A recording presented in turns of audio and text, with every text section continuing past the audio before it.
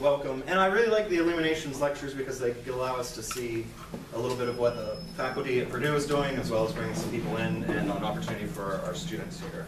So without further ado, Sophia Stern is a graduate student in the Philosophy and Literature PhD program at Purdue. She's finishing her dissertation, Plato's Metaphysics of Soul, under the direction of Dr. Patricia Curd. Her specialization is ancient Greek philosophy. She also does some research in applied theoretical ethics, philosophy and literature, and humor research. In addition to being a master mixologist and gourmet cook, which I think we may all find out a little bit about later, Sophia's publications include a review of Jenny Bryan's Likeness and Likelihood in the Pre-Socratics and Plato, and that appeared in the Classical Review, Cambridge University Press, and 2 encyclopedia articles on global justice, in addition to the chapter Why Stephen Colbert is So Funny, and Stephen Colbert in Philosophy. She's a recipient of the Purdue Research Fellowship, the Lynn Fellowship, and a travel grant. So, Sophia.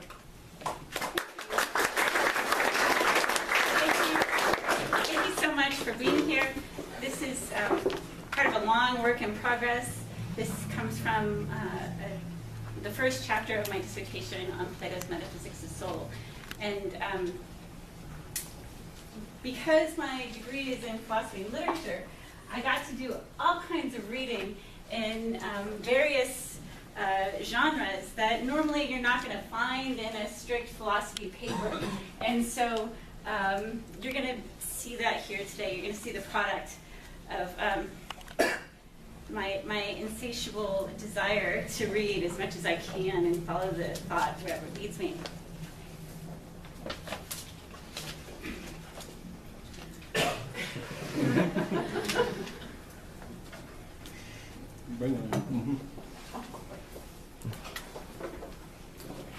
We'll just ignore the fire marshal's law. We all know that if there is a fire, we'll just remain calm and slowly walk out of the room in single file, right? It's okay.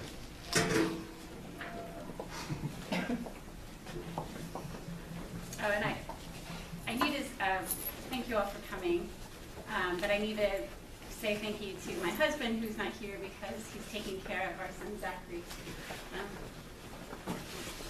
Issues in parenting and academia, I suppose. Okay.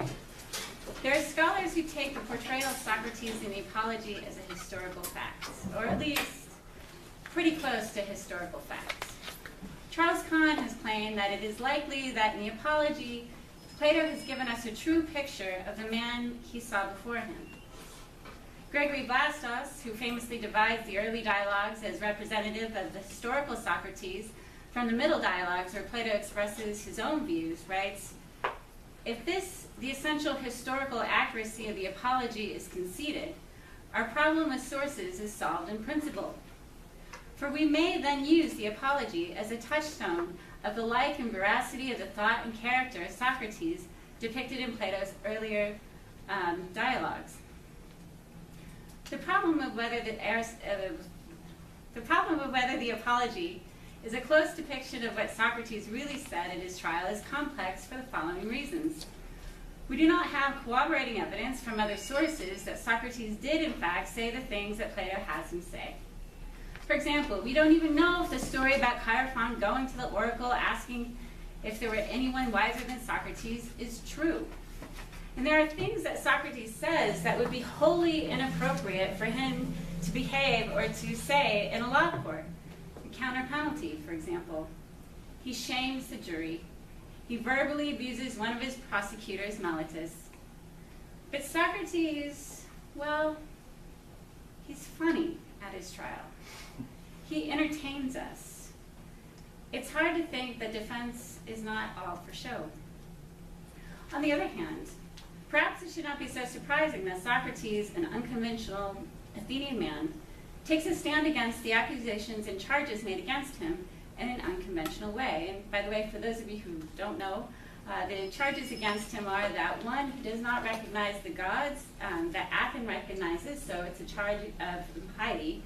And two, because of this, he corrupts the youth. He influences them, they believe these things, and they become immoral because of it. Though the charges are quite serious, Socrates takes them lightheartedly. He interprets the formal charges in terms of the portrayal of him in Aristophanes' clouds. In a reversal of common sense logic, Socrates takes more seriously the portrayal of him by Aristophanes, and arguably takes less seriously the charges brought by Meletus, Anytus, and Lycon. And by the way, of these three, we only know, we only have historical information on Anytus. There's reason to think that Meletus is a fictional character, but I can talk about that later. While he's defending his life, Socrates admonishes the Athenians about their ways of living, that they care more about wealth, status, and power than they care about virtue or the best possible state of their souls. And where did Socrates get these weird ideas about the soul anyway? Could it be from the comic poets? Could it be that he's borrowing from the sophist Gorgias? He certainly didn't find his soul ideas in Homer. In any case, the Socrates we get in the Apology is abrasive. He says things that are likely to offend the Athenians and anger his accusers. Of all the ways Plato could have defended Socrates in the philosophical life, why this way? One possible answer is internal to Plato's dialogues. Socrates there speaks to his interlocutors in language that they will understand. Say what you believe, we often hear from Socrates, such as in the Protagoras and the Gorgias.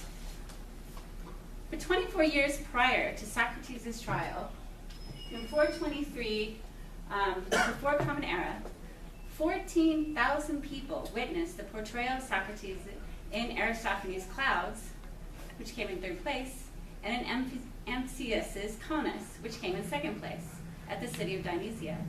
The comic portrayal of Socrates is a portrait many would be familiar with. So Socrates is speaking to the jury in language that they would understand, the truths they heard about him from the comic poets.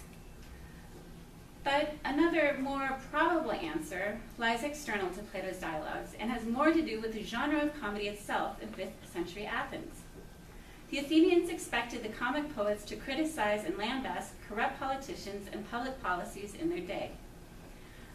Sometimes a suggestion made by a comic poet would be turned into a policy, such as that made by Aristophanes during the 405 production of Frogs, advising the Athenians, quote, that they should live in accord with one another and should restore rights to the disenfranchised.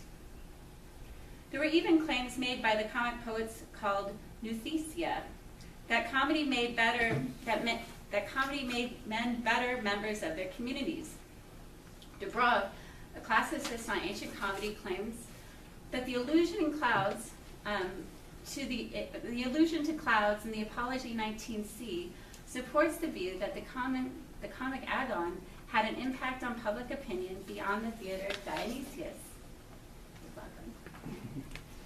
Perhaps Plato writes his defense of Socrates in the comic genre because it not only affords him the freedom to do what would otherwise be a very dangerous thing to do, the comic genre might also have been the most effective means for him to do it.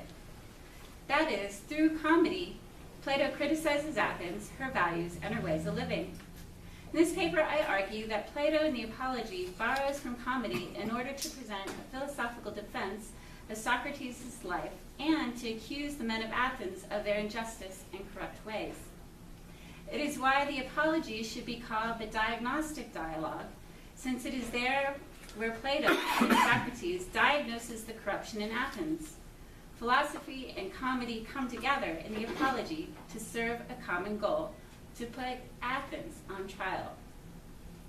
In the paper, I do not answer the question whether the historical Socrates really did say these things and act this way at his trial, because I don't think that question can be definitively answered.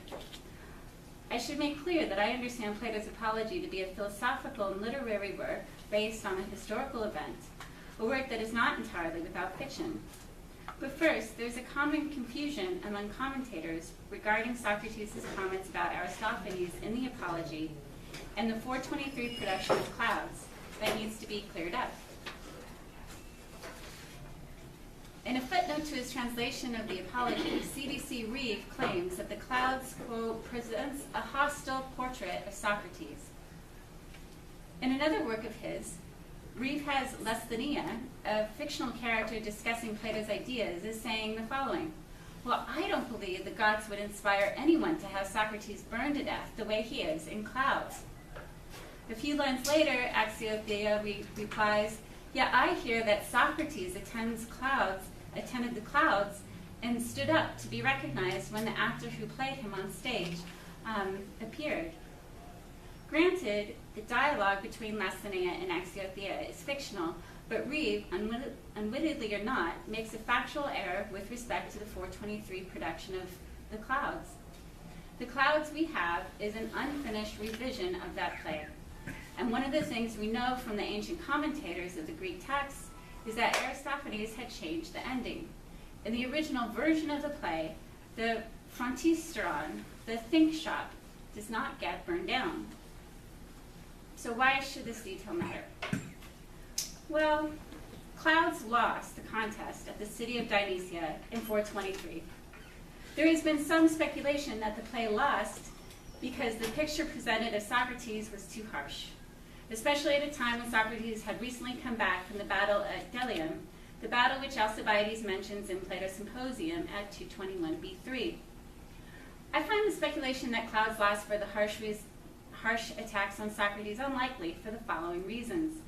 First, as Burnett notes, the comic poet Empsius took second place at the city of Dionysia in that year, and Eupolis, who wrote Colachis in 421 BCE, along with the Clouds in 423, all made fun of Socrates around the same time. In the revision of the play, if we believe the parabasis, the parabasis is that part in the comic genre where the poet directly addresses the audience.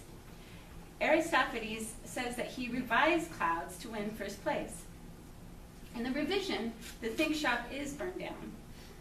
So there was something going on in Athens from 423 to 418 that made Aristophanes think that he could win with his revised play and darker ending. But then he gave up the project in 418, where it didn't appear again in the public domain until after the death of Aristophanes in 385 BCE, right? So it's far beyond Socrates' trial. So contrary to how CDC understands it, the historical Socrates or Plato, when writing the Apology, and we think that Plato must have written the Apology soon or close to the trial and death of Socrates,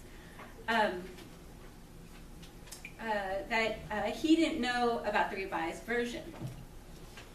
So the version that Clouds Plato has Socrates referred to in the Apology must be the original version, the one that was performed in 423. And since Socrates models the official charges on the Clouds, we should first look at that portrait of Socrates there and examine how Socrates in the Apology interprets that portrait.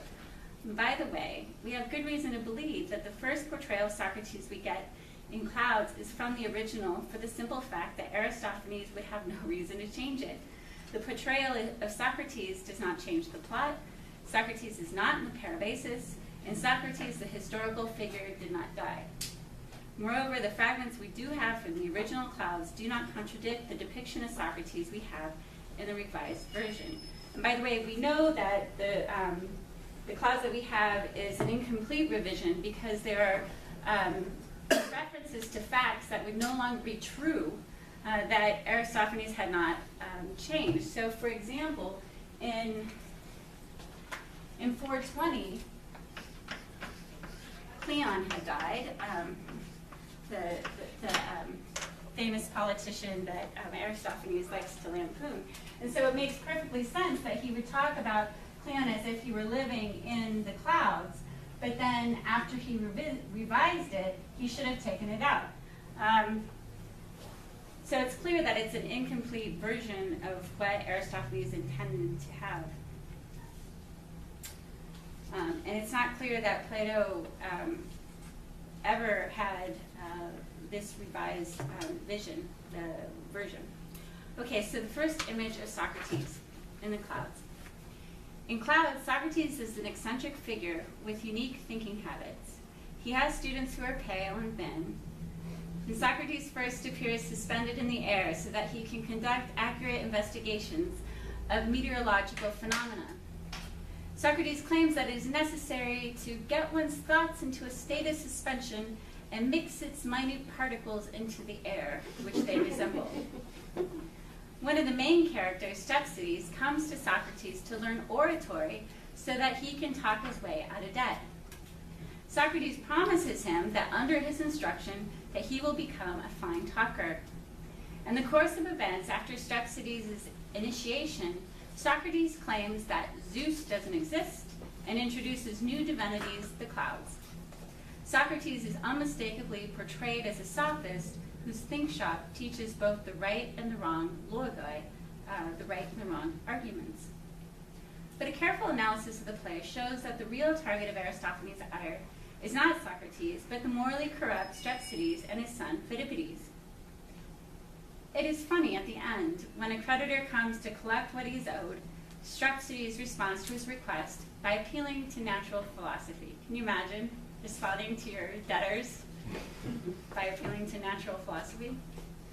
First, the second creditor says, "I'm fairly sure that you're going to get a summons from me if you don't pay up.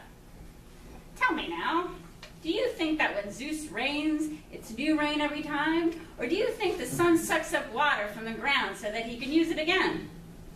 "I don't know and I don't care."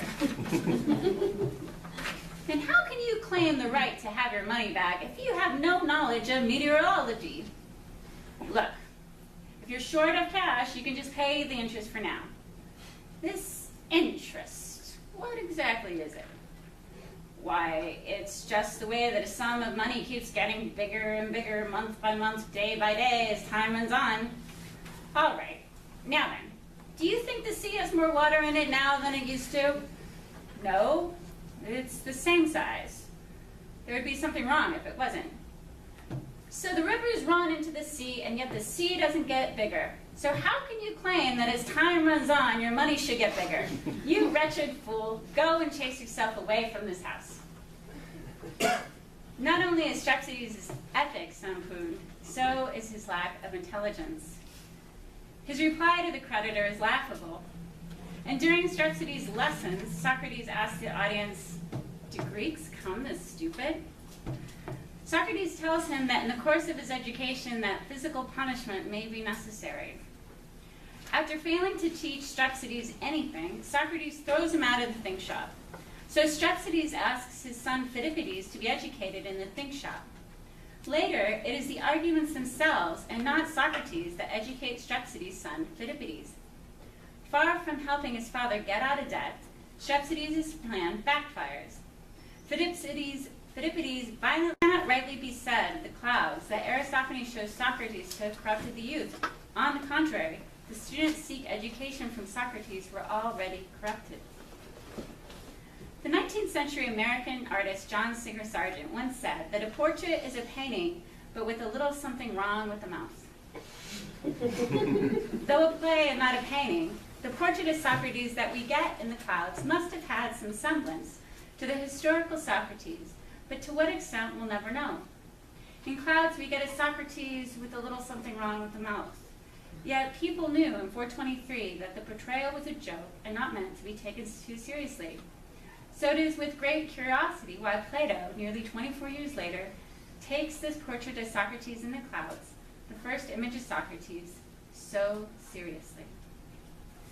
One more possible reason for why Socrates defends himself the way he does in the Apology might have been for political reasons. After the restoration of democracy in 403 BCE, by the way, just so you know, in a very short amount of time, the democracy was overthrown and restored, and then overthrown and restored again, and then pretty soon they lost to Sparta. So this is a very tumultuous time in Athenian history.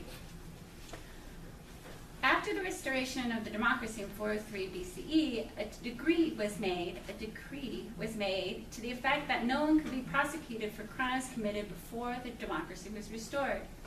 That decree, we are told, was sponsored and written by Anytus. It could very well be that Socrates did not take the charges seriously because the real motivation for Anytus at all to get rid of Socrates could not be legally stated at trial. This fact may explain why Meletus could not defend the charges under Socrates' examination, if these were historical facts. So the second image, Socrates, the Apology. In the Apology, Socrates distinguishes his earlier accusers from the present accusers who brought the trial against him.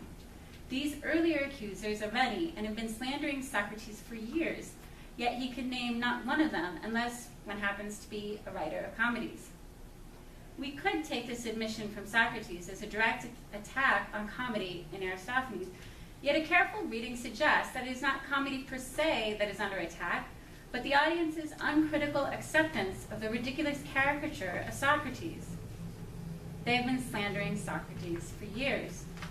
We have no indication that Socrates was resentful of this portrayal of him. He does not question the comic art itself, but challenges the truth of the depiction of him. Of course, this is going to change in the Republic, but that's later on in the dissertation. We won't talk about that now. The depiction, as noted earlier, is Socrates, the sophist, who is interested in natural philosophy, making the worst argument appear as the better argument. But we should view the clouds as Aristophanes viewed his work, as a critique of the new teachers of virtues and values. Since Socrates was at the time a most recognizable figure, he was chosen as the person who represents this new movement. Regardless of Aristophanes' comic portrayal of him, Socrates' first examination of the charges is from clouds. Imagine Socrates on trial. Socrates wrongfully busies himself searching things below the earth and above the heavens, and makes the lesser argument the stronger, and teaches these things to others. The addition here of wrongfully is noteworthy, since Socrates also includes wrongfully archē in the legal charge, the antimosia he attributes to Meletus. Whatever archē Socrates may have done, whatever wrongdoing he may have done, his position throughout the dialogue is that he did it unwillingly. And oddly enough, Plato will use the "no one errs willingly" and "no one does injustice willingly" claims in other dialogues, Protagoras, Gorgias, Republic, and Laws. But there's a remarkable difference in how Socrates addresses the charge from comedy and the one by Meletus. Socrates directly addresses the charges from comedy, but attacks Meletus when arguing against the formal charges. Perhaps this is a legal blunder on Socrates' part. One would think that arguing directly against the former charges and attacking the clouds as an unreliable source for truth would be a better tactic. But Plato's Socrates doesn't do this. He says he fears his earlier accusers and their accusations more than the present ones, since they've been at it much longer. Though the earlier accusers have had a sustaining charge against Socrates, the real problem, according to Socrates, is that no one has challenged these false views of him. They have been uncritically accepted as fact all these years. If the Athenians didn't examine and question this view of Socrates previously, there's little hope that Socrates will be able to convince them in one day that they need to be critical of the view now. So it's perfectly, entirely reasonable that Socrates knew he was doomed, he knew he was going to lose, and he thought, well, you know, I might as well just say what's on my mind. I might as well just give it to them now. So despite the odds, Socrates, skiamakein apologomenon, he takes up his fight with the shadows. He argues that the charges levied against him in Aristophanes' comedy are false, and that he takes no part in such knowledge. He denies that he teaches for a fee, and he makes a point to distinguish himself from the sophists who do charge a fee. He blames his slander on the fact that he indeed has a kind of wisdom, anthropine Sophia, human wisdom. Apparently, his wisdom has been greatly misunderstood. This wisdom is the knowledge that what he knows is of little value compared with the wisdom of the gods. Yet compared with the wisdom of other men, Socrates is most wise. This is how he interprets the message from the god. And you can tell I translated this because it doesn't sound very good. The probable thing, gentlemen, but the Greek is accurate. The probable thing, gentlemen, is that the god truly is wise, and about this matter says this, that human wisdom is something small and is worth nothing. And he appears to be saying this, that Socrates, by declaring my name, makes me the paradigm example. And just as if the gods were saying that the one among you, human beings, is most wise, whoever is just like Socrates is, because he knows that in truth his wisdom is worth nothing. Socrates tells the jury how his earlier accusers misconstrued his own wisdom and intentions. Presumably, he thought that a rational account of his activities after this unusual message from the oracle would sound sensible to the jury, that they might come to understand a Socratic way of life. He tells the jury how he tested the proclamation of the oracle by inquiring into the knowledge of others. He needed to find someone who was wiser than he, and this would disprove the oracle.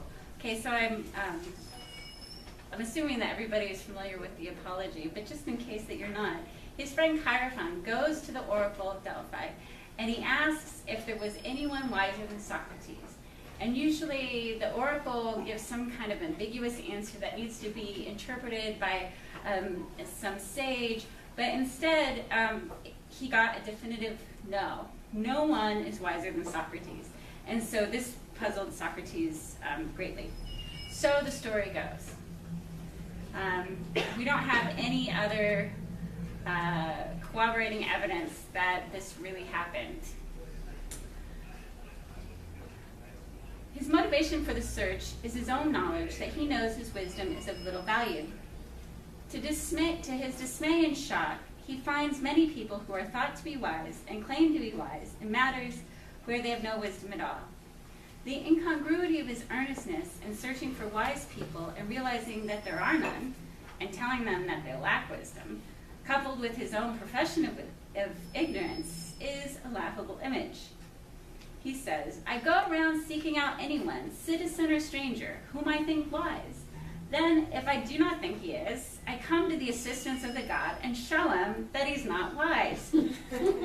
I live in great poverty because of my service to the god. This, to Socrates' chagrin, makes him unpopular.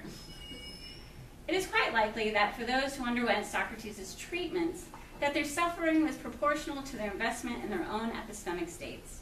The greater mistake in their own beliefs and values, the more painful were Socrates' examinations. For those witnessing Socrates' activities, however, the comic payoff is equally proportionate to the pain Socrates causes in his interlocutors.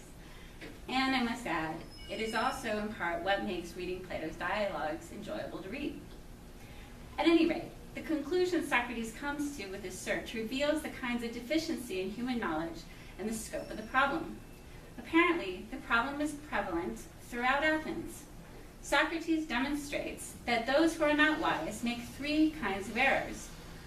When the assessment of wisdom is grounded in the opinions of others, when the person cannot give a satisfying account of their knowledge, and three, when the person has knowledge in one area, the person claims because of this knowledge, he has knowledge in other areas as well. These afflictions, when left alone, lead to errors in judgment. The elenchus is supposed to help cure them. From what we are told, we can infer that Socrates was just as disappointed at discovering these afflictions in others as they were irritated at their discovery and subsequent treatment. It is a little peculiar, though, that from these findings, Socrates interprets his purpose in life to continue to serve the god by exposing others' conceit of their knowledge where it is deficient. Socrates, in effect, gives a new account of piety, serving the god through intellectual questioning and exposing the deficient knowledge of others. Socrates even admits that his treatments can be irritating. His last bid to the jury was for them to annoy his sons, just as I annoyed you, if they saw his sons caring more about honor or wealth, more than virtue, or if they thought that they were somebody when they were nobody.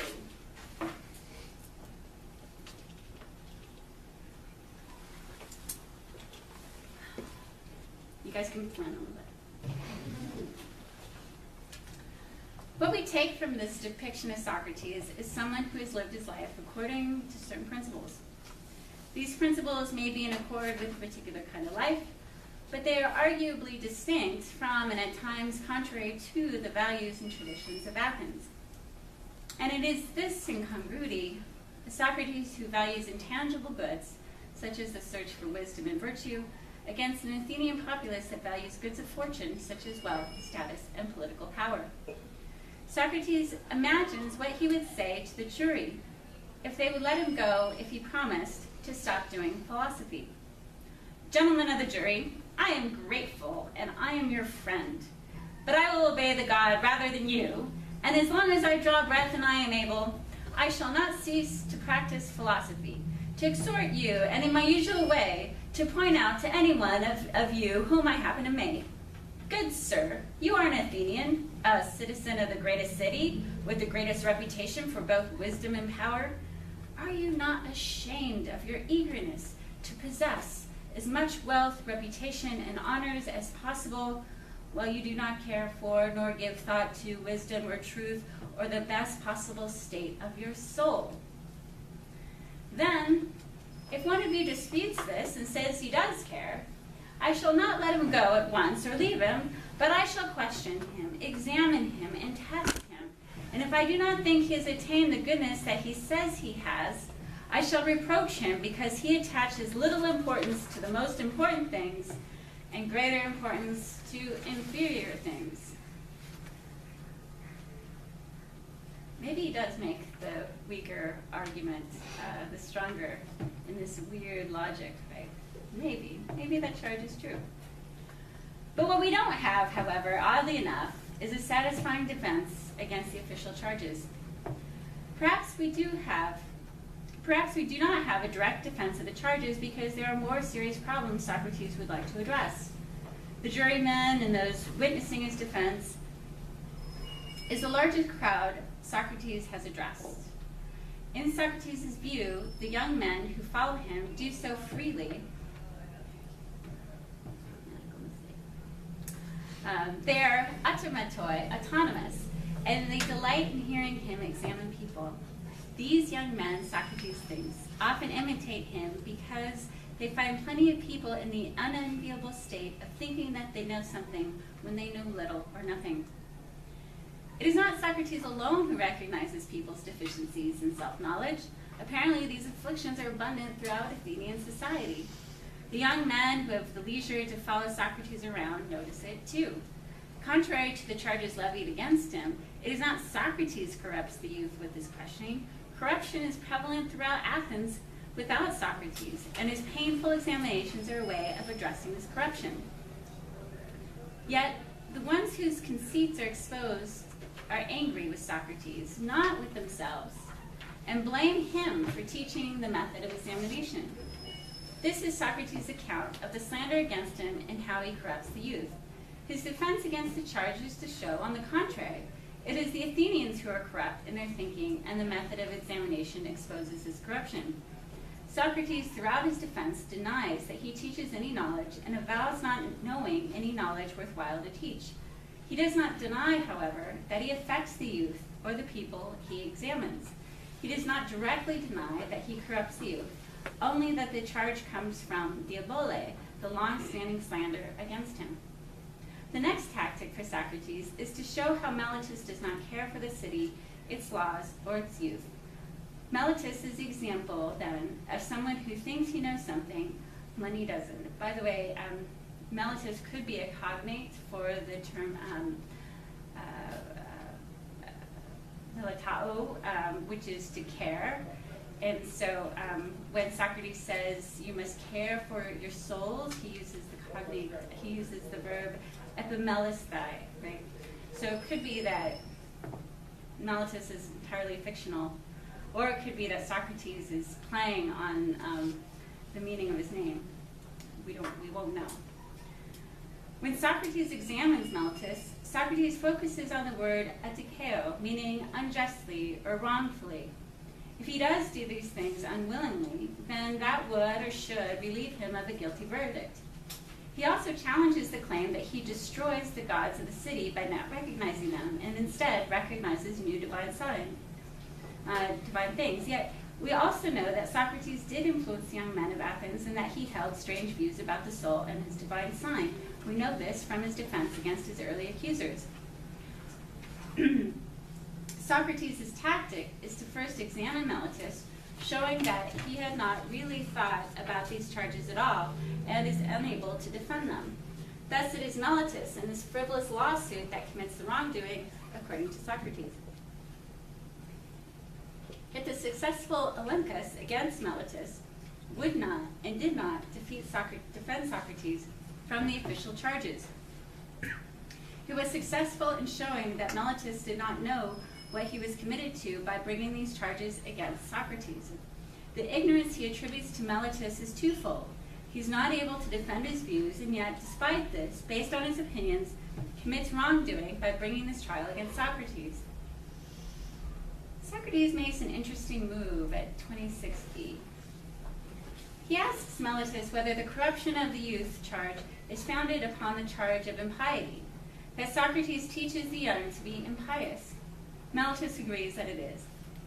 What Meletus means by impiety, then, makes all the difference in Socrates' defense.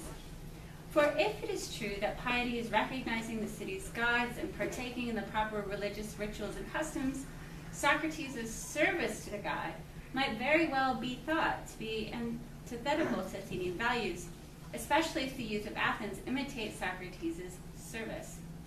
This service might lead one, as Plato indeed was, to believe that the Athenians have unjustified beliefs about the gods. One may be led to think that any religious practices and way of life based on these uncritical views lead to living badly. If Socrates' pursuit of knowledge leads one away from believing in and worshiping properly the city's gods, Socrates' professed claim to piety could be understood as a defense of his impiety. It is surprising, then, when Meletus replies, "I mean these things, that you altogether do not recognize the gods." Socrates understands Meletus' answer to be a charge of atheism, which is an easier charge to defend than showing how his mission in life is in accord with traditional Athenian values and way of life. All Socrates has to show Meletus is that this charge is inconsistent with the charge of creating new deities. And Socrates says to the jury, "He is like one who composed a riddle and is trying it out. Will the wise Socrates realize that I am jesting and contradicting myself? Or shall I deceive him and others? I think he contradicts himself in the affidavit, as if he said, Socrates is guilty of not believing in gods, but believing in gods, and surely that is part of a jester." Though making fun of Meletus may not have won him approval in the eyes of the jury, Socrates never admits that he indeed recognizes the gods of Athens in the traditional sense. Instead, Socrates provides testimony about his own life. His testimony shows a man who does not conform to popular opinion and often acts against the majority, if he thinks he is right. His evidence for this is risking his life on several occasions, going against the oligarchy, and now at his trial by defending his piety in the way that he does. He defends these actions following the principles that a good man should look only to see whether his actions are right or wrong, whether he is good or bad. That to fear death is thinking that one knows when one doesn't, and that this is the worst kind of ignorance. And 3, that it is man's greatest good to be discussing virtue every day of his life, for the unexamined life is in no way living for man, right? The unexamined life is not worth living for man. I thought that you guys would know that. All 3 principles would be developed by Plato in other dialogues, especially those dialogues that address caring for the soul. It is remarkable that Plato crafts references to Aristophanes at both ends of Socrates' Apologia. He does it overtly when Socrates fights the shadows and naming his only nameable earlier accuser, and now appropriately understated right before the death sentence. After Meletus proposes death, Socrates suggests a counter penalty at 36d.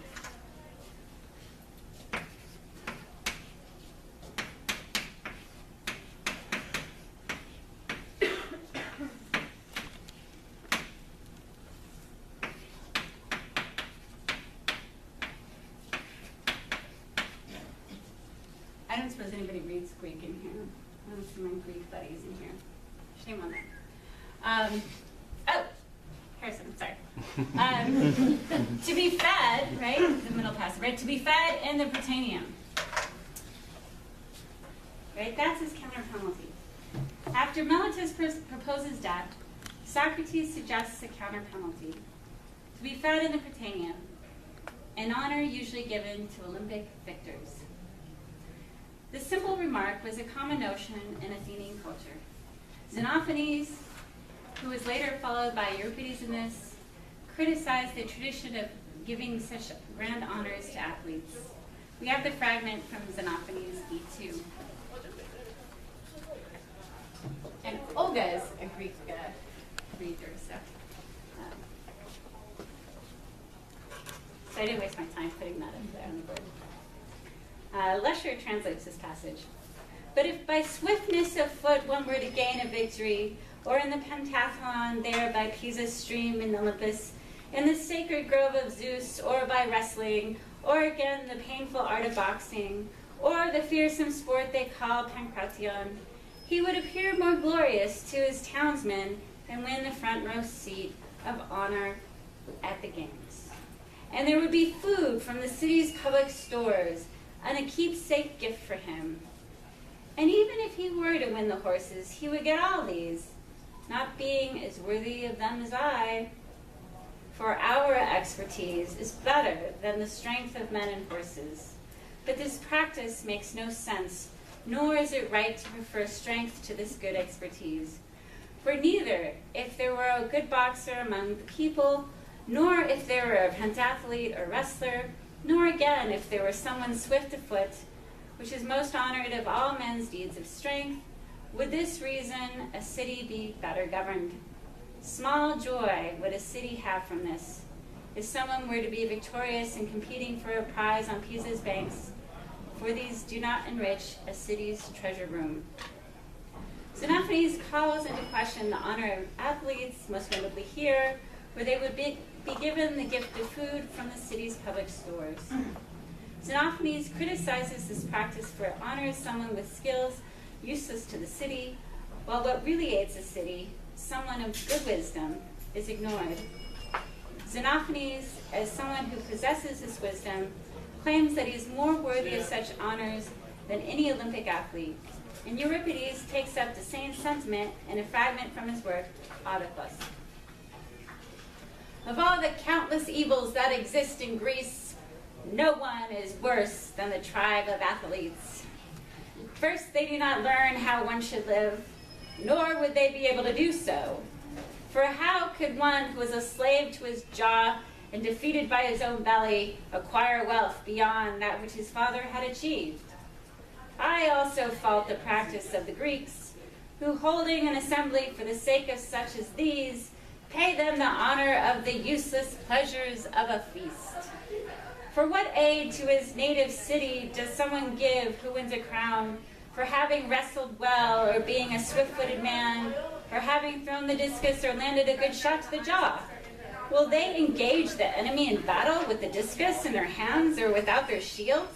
Throw the enemy out of their homeland by striking with their fist? No one up against the sword indulges in such follies.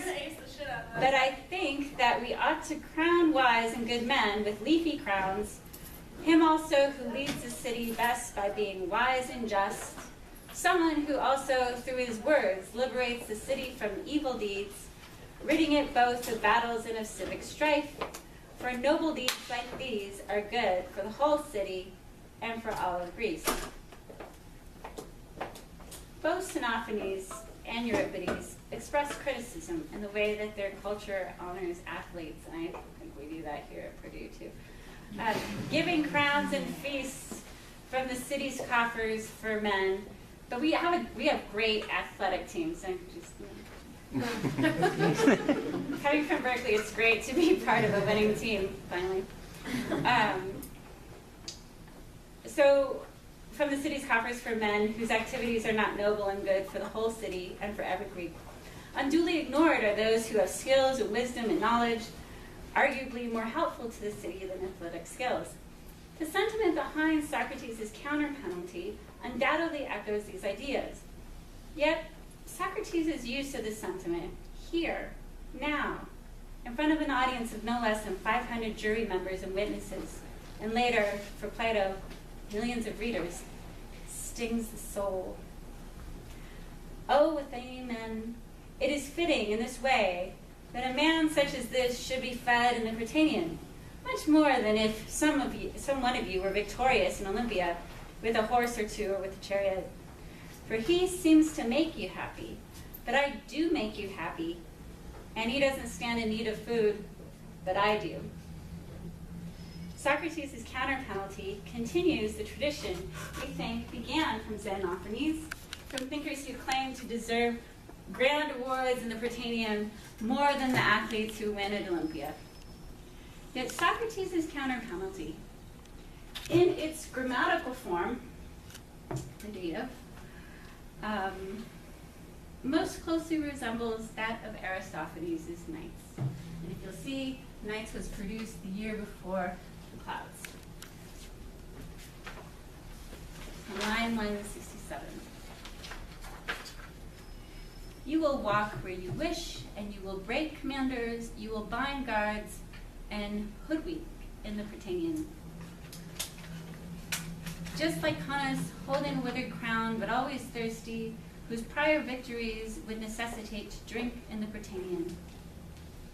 If I have become the best man among the Athenians for the country, except for Lysicles, and except for Sena and Sabalto, then I should now have in mind to do absolutely nothing to dine in the Prytanean. And if, well, you probably can't see. I'll show the Greek speaker here that it's all in the dative, right? The grammatical form. And Olga, here, I just have to show you. See, in the dative. All right.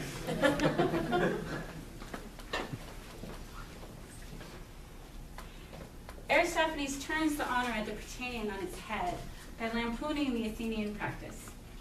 According to Aristophanes' logic, anything can be done at public expense in the hall, where athletes, foreign dignitaries, and the children of fallen soldiers were traditionally honored. In line 167 in Knights, the sausage seller is being enticed to go into politics, for he will be able to do anything he wants to in the Prytanean. And by the way, do anything he wants to, there's kind of a dirty word there that I'm not allowed to say. But you can imagine, right? Anything you want. In line 535, the chorus tells the audience that one of Aristophanes' rivals should at least be given drinking rights in the Prytanean. Drinking rights. You all are coming to the reception afterwards. Right? We're gonna drink. In line 766, the character that represents the corrupt democratic leader Cleon says that he deserves to dine at the Prytanean for doing absolutely nothing. And all these jokes, it is not just the practice that is being lampooned, but also the kind of reward given. The depiction of Socrates offering the counter-penalty of in Prytanean citizen to be fed in the Prytanean shows the Socrates in all earnestness. To him, this is a completely rational and reasonable response to what he deserves, given his way of life and professed mission. Yet, to his audience and to us, the counter-penalty Socrates suggests goes against expectations of what an appropriate penalty would be for a guilty verdict of impiety and corrupting the youth. A more acceptable penalty would be a large sum of money or exile. This is why the literary form resembles that of Aristophanes. To be fed in the Prytanean is a response that stands the guilty verdict on its head. It both does and does not take seriously the charges and verdict against Socrates. While what Socrates said is not impious, it certainly is a challenge to proper Athenian custom. Socrates follows Xenophanes and Euripides in his justification for what he deserves, yet the incongruous offer to what was expected as the appropriate counter, along with its grammatical form, using the dative with the verb, Plato unmistakably borrows from Aristophanes. After Socrates offers the notorious counter-penalty, but before the sentence of death is announced, Plato masterfully places the most important claim of the dialogue from Socrates. I say that the greatest good for a human being happens to be this: to make arguments about virtue every day, about those things of which you hear from me, questioning and examining myself and others. For the examined life, the unexamined life, is no way of life for humankind. Making arguments about virtue, asking oneself and others about whether what one is doing is right or wrong, and asking about whether one is good or bad, is living an examined life. For Plato, at the time of writing the Apology, this is the philosophical life. This life, it will turn out in other dialogues, takes care of the soul by ensuring that one's soul does not go bad with wrongdoing. To ensure against wrongdoing, one must always be on guard against holding the wrong kind of values and letting one's unexamined opinions and beliefs guide activities and living. To live a life such as Socrates did, Plato seems to be telling us, is to live a life in care of the soul. Not only is the unexamined life not worth living, the unexamined life leads to moral error, what the jury did by condemning Socrates to death. Yet what exactly is caring for the soul, and what the soul is for Plato, still needs to be worked out, and that's the central question of my dissertation. I suggest that Plato returns to the soul and its care over the span of many dialogues, addressing the same issues that Socrates first addressed here in the Apology in his diagnosis of Athenian society and values. Plato's prescription for society's ills is the philosophical life, but what is philosophy for Plato changes through his developing views on the soul. The comic portrayals of Socrates, both in the Clouds and in the Apology, serve to cure Athens of its corrupt souls. For whatever reason, the Aristophanic version was a flop, and it is highly doubtful that the play had any real bearing on the slander that was already going around prior to 423. Whether Socrates really did open and end his defense with references to Aristophanes, we will never know, but one thing is certain. The images of Socrates we get in the Apology served Plato as a starting point for many philosophical ideas he will develop in other dialogues. Care for the soul, no one errs willingly, and that the worst form of ignorance is thinking that one knows when one doesn't know. Perhaps Plato includes his own comic image of Socrates so that we too delight in that search for the wisdom we do not have yet. Thank you.